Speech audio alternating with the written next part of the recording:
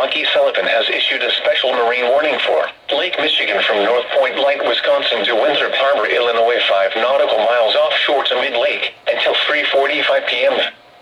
At 2:19 p.m., a strong thunderstorm was located 12 nautical miles east of Winthrop Harbor, moving northeast at 50 knots.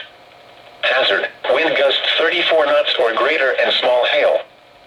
Source: radar. Impact: small craft could be damaged and briefly higher winds and suddenly higher waves. The strong thunderstorm will remain over mainly open waters.